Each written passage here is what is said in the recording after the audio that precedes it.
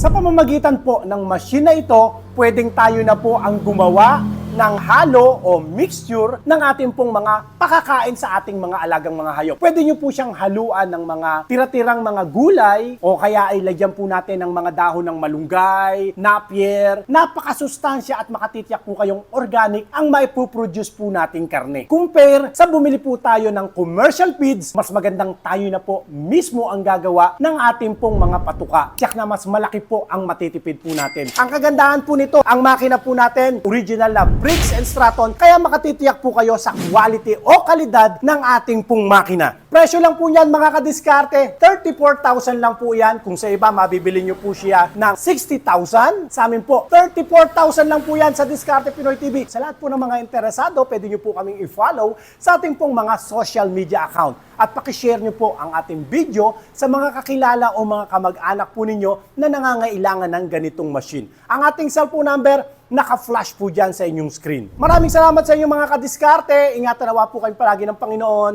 God bless po.